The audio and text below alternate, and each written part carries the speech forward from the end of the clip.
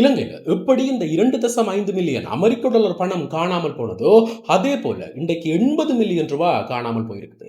இந்த விடயத்தை விமான போக்குவரத்து அமைச்சர் அருண கருணாதிலக உறுதிப்படுத்தி இருக்கிறார். இது யாருக்கு அனுப்ப வேண்டிய பணம், அதற்கு என்ன நடந்தது என்று சொல்லி இன்றைக்கு பல சர்ச்சையான விடயங்கள் வெளிவந்திருக்குது. அதே போல இலங்கையினுடைய முன்னாள் பாராளுமன்ற உறுப்பினர் ஹிருணிகா பிரேமச்சந்திரவுக்கு பிடியாணை பிறப்பிக்கப்பட்டிருக்குது. இன்றையிலிருந்து ஒரு புதிய வரியும் அமுல்படுத்தப்பட போகுது. ஆக இவையெல்லாம் என்னன்ற பற்றியும் மேலும் பல முக்கியமான தகவல்களை பற்றியும் தான் இந்த காணொலியில விளக்கமா பார்க்க போறோம். என்ன விடயம் என்று சொன்னா, இலங்கையில இன்றைக்கு மே மாதம் 16ஆம் திகதியில இருந்து இந்த வாகன இறக்குமதிக்கான சுங்க வரியில 50% வரிகள் விதிக்கப்பட போகுது. இவ்வளவு காலமே 30% இருந்த வரிக்கு மேல இன்றையில இருந்து 50% வரிகள் விதிக்கப்பட போகுது. இந்த விடயத்தை ஜனாதிபதி அனுரகுமார் திசாநாயக்கா ஒரு சிறப்பு வர்த்தமானி மூலம் வெளியிட்டிருக்கிறார். இதுல என்ன சொல்லப்பட்டிருக்குது, யார் யாருக்கு இந்த வரி விதிப்புகள் பொருந்தும், எப்படியான கட்டுப்பாடுகள் இருக்குது என்று சொன்னா, முதலாவது இன்றைக்கு மே மாதம் 16ஆம் திகதியில இருந்து தான் இந்த வரி நடைமுறைக்கு வரதால இதற்கு முன்னர், அதாவது மே மாதம் 15ஆம் தேதிக்கு முன்னர் யாரெல்லாம் இந்த இறக்குமதி கடிதங்கள் எல்சியை பெற்றிருக்கிறீங்களோ உங்கள் அனைவருக்கும் இந்த வரி விதிப்பு இல்லை. மிக சாதாரணமாக இதற்கு முன்னர் இருந்திருக்கக்கூடிய நடைமுறை தான் பின்பற்றப்படும். ஆனா இன்றையில இருந்து மே மாதம் 16ஆம் தேதிக்கு பிறகு இந்த இறக்குமதி செய்யப்பட போகிற வாகனங்களுக்கு தான் இந்த 50% வரிகள் விதிக்கப்பட போகுது. இதுலயும் சகல வாகனங்களுக்கும் இல்லை, அதாவது இந்த மோட்டார் வண்டிகள், மோட்டார் சைக்கிள்கள் என்று சொல்லி சகல வாகனங்களுக்குமே இந்த வரிகள் விதிக்கப்படல. எதுக்கு சொன்னா, இந்த போக்குவரத்துக்காக பயன்படுத்தப்படுகிற பேருந்துகள், அதே போல இந்த அலுவலகங்களில் பயன்படுத்தப்படுகிற வாகனங்கள், உதாரணமாக சிறைச்சாலைகளில் பயன்படுத்தப்படுகிற சிறைச்சாலை வண்டிகள், வைத்தியசாலைகளில் பயன்படுத்தப்படுகிற ஆம்புலன்ஸுகள், அதே போல இந்த தீயணைப்பு வண்டிகள், விடுதிகளில் பயன்படுத்தப்படுகிற கோல்ஃப் ரக வண்டிகள், அது மட்டுமல்லாம ஒரு சில உயர்தர மோட்டார் கார்கள், இதுகளுக்கு தான் இந்த 50% வரி விதிக்கப்பட போகுது. இப்ப இலங்கையில மிக கடுமையாக டாலர் நெருக்கடி ஏற்பட்டிருக்கிறதால இதை கருத்துல கொண்டுதான் இந்த 50% வரிகள் விதிக்கப்பட்டிருக்குது.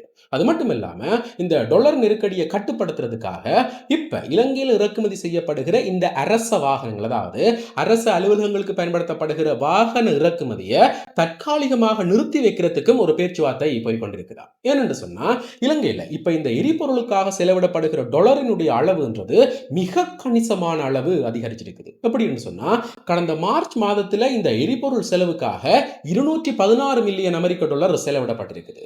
அதுவே அடுத்த மாதம் ஏப்ரல் மாதத்துல 368 மில்லியன் அமெரிக்க டாலர்களாக உயர்ந்திருக்குது. அது மட்டும் இல்லாம இப்ப இந்த மாதம் 550 மில்லியன் அமெரிக்க டாலர் இந்த எரிபொருளுக்காக மட்டுமே செலவிடப்பட்டிருக்குது. இப்ப இந்த டாலரினுடைய பெறுமதி மிக கணிசமான அளவு உயர்ந்து கொண்டிருக்கிறதால இப்படிப்பட்ட ஒரு நெருக்கடி ஏற்பட்டிருக்குது. இதை கருத்துல கொண்டுதான் இந்த வாகன இறக்குமதிகளுக்கான கட்டுப்பாடுகள் கொஞ்சம் கொஞ்சமாக கொண்டு வரப்பட்டிருக்குது. அதுல முதற்கட்டமாக இந்த அரசு சேவைகளுக்கான வாகன இறக்குமதி கட்டுப்படுத்தப்பட்டு இன்றையிலிருந்து புதிதாக 50% வரியும் விதிக்கப்பட்டிருக்குது. இதால என்ன பிரச்சனை ஏற்பட தொடங்கி இருக்குதுன்னு சொன்னா, இப்படி இந்த டாலரினுடைய பெறுமதி ஏறுறதால உள்ளூர் வாகனங்களுடைய விலையும் அதிகரிச்சிருக்கு. அதாவது ஒரு டொயோட்டோ ரக ரைஸ் காரனுடைய விலை இப்ப 140 லட்சம் ரூபாய் பெறுமதியான அந்த காரனுடைய விலை அடுத்த 2 கிழமைகளுக்குள்ள 14 நாட்களுக்குள்ள 8ல இருந்து 10 லட்சம் ரூபாய் வரை உயரப்போகுது. அதாவது 150 லட்சமாக மாறப்போகுது. அதே போல இந்த ஜாரிஸ் ரக காரனுடைய விலை 5 லட்சத்தாலையும், ஹோண்டா வெசல் ரக காரனுடைய விலை 12 லட்சத்தாலையும் உயர்வடையும் என்று சொல்லப்பட்டிருக்கிறது. உண்மையிலேயே மிகப்பெரிய விலைவாசி ஏற்றங்கள் நடக்க போகுது. இதை கட்டுப்படுத்துறதுக்கு அல்லது இதுக்கு ஒரு தீர்வு கொண்டுறதுக்காக ஜனாதிபதி அனுரகுமாருடைய அரசாங்கம் இப்படியான திட்டங்களை நடைமுறைப்படுத்த போகிறார்கள் என்றதை பொறுத்திருந்துதான் பார்க்கணும். இப்படி இருக்கேதான் இலங்கையில எப்படி இந்த 2.5 மில்லியன் அமெரிக்க டாலர் பணம் காணாமல் போனதோ, அதே போல இன்றைக்கு 80 மில்லியன் ரூபாய் காணாமல் போயிருக்குது. என்ன நடந்திருக்குது என்று சொன்னா, இப்ப துபாயில இருந்து செயற்படக்கூடிய ஸ்ரீலங்கன் ஏர்லைன்ஸ் நிறுவனத்தினுடைய சேவை வழங்குனர்களுக்கு அனுப்புறதுக்காக 97,450 திர்ஹம், அதாவது துபாய் பணம் அனுப்பி வைக்கப்பட்டிருக்குது. இருந்தாலும் அந்த பணம் யாருக்கு அனுப்பப்பட்டதோ அவர்களுக்கு போய் சேரலையா. இதற்கு பிறகு அவர்கள்ட்ட இருந்து வந்த முறைப்பாட்டின் அடிப்படையில் விசாரணைகளை மேற்கொள்ளும் போது இந்த பணம் அனுப்பப்பட்டிருக்குது, ஆனா அவர்களுக்கு போய் சேரலை என்று சொல்லி கண்டுபிடிக்கப்பட்டிருக்குது. இந்த விடயத்தை இப்ப விமான போக்குவரத்து அமைச்சராக இருக்கக்கூடிய அருண கருணாதிலக உறுதிப்படுத்தி இருக்கிறார். இருந்தாலும் விசாரணைகள்ல என்ன சொல்லப்பட்டிருக்குதுன்னு சொன்னா, இலங்கையிலிருந்து இந்த பணம் அனுப்பப்பட்டிருக்குது, ஆனா யாருக்கு சென்றடையணுமோ அவருடைய மின்னஞ்சல் ஹேக் செய்யப்பட்டிருக்கலாம் என்று சொல்லியும், இதால தான் இந்த பணம் வெளியில் ஏதாவது 3ஆம் தரப்பினுடைய பாவனைக்கு போயிருக்கலாம் என்று சொல்லி இப்ப முதற்கட்ட விசாரணைகள்ல சொல்லப்பட்டிருக்குது.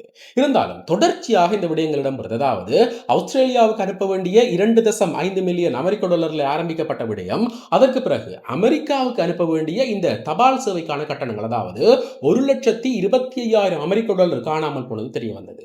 அப்படி கேட்க இன்றைக்கு 3வது தடவையாக இந்த 97,450 திர்ஹம், அதாவது 80 மில்லியன் ரூபாய் காணாமல் போயிருக்கக்கூடிய விடயம் தெரிய வருது.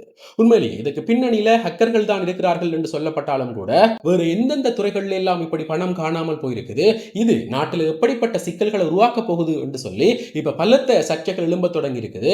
இருந்தாலும் இது தொடர்பில் இப்ப அமெரிக்காவுடைய FBI களத்தில் இருந்து விசாரணைகள் ஈடுபடுறதால இதற்கு ஒரு முற்றுப்புள்ளி வைக்கப்படும் என்று எதிர்பார்க்கப்பட்டது. இப்படி இருக்கேதான் நேற்றைய தினம் இந்த சிறுமி துஷ்பிரயோக வழக்கில் குற்றம் சாட்டப்பட்டிருக்கக்கூடிய பல்லேகம சோமரத்ன தேரருக்கு எதிரான வழக்கு விசாரணைகள் ஆரம்பமாக இருந்தது. இதுல இந்த சோமரத்ன தேரருக்கு ஆதரவாக ஜனாதிபதி சட்டத்தரணிகள் உட்பட 20க்கும் அதிகமான சட்டத்தரணிகள் முன்னிலையாக இருக்கிறார்கள். ஆனா இந்த பாதிக்கப்பட்டிருக்கக்கூடிய 15 வயது சிறுமிக்கு ஆதரவாக ஒரு சட்டத்தரணி கூட முன்னிலையாக இல்லையா. இந்த விடயம் இன்றைக்கு பாரிய சர்ச்சைகளை உண்டு பண்ணிருக்குது.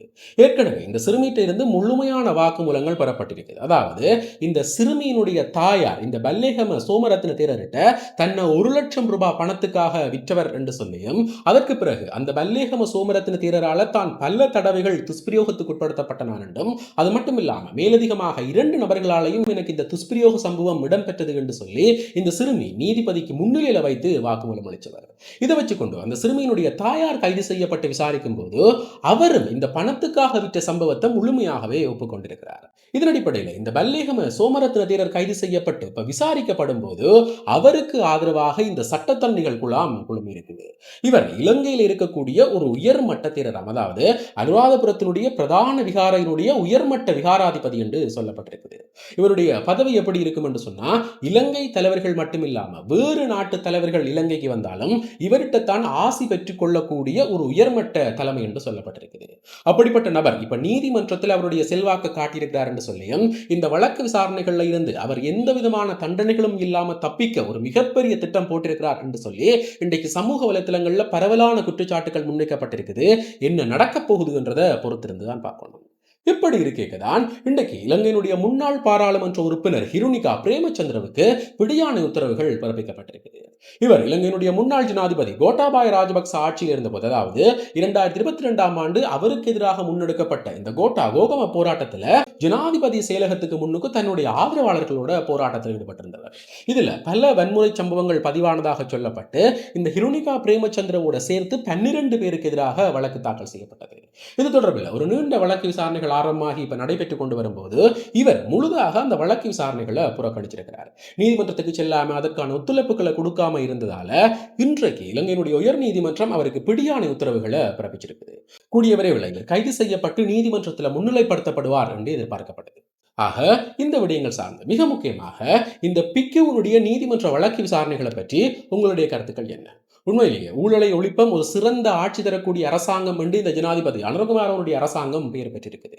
இதற்குள்ள இப்படி ஒரு சர்ச்சைகள், அதாவது ஒருவர் பிக்குவாக இருக்கிற பட்சத்தில் மட்டுமே அவர் தண்டனைகளில் இருந்து தப்பிவிட முடியுமா, இல்லாட்டிக்கு இவர்கள் தொடர்பான விசாரணைகளை முன்னெடுக்க எப்படியான சட்ட திட்டங்களை கையாளணும் என்றதை பற்றி உங்களுடைய கருத்துக்கள் என்ன? நீங்கள் என்ன நினைக்கிறீங்க என்றதை மறக்காம கமெண்ட்ஸ்ல சொல்லுங்க. இதே போல மேலும் ஒரு முக்கியமான பிரயோசனமான தகவலோட இன்னும் ஒரு காணொளியில் சந்திக்கிறேன். நன்றி.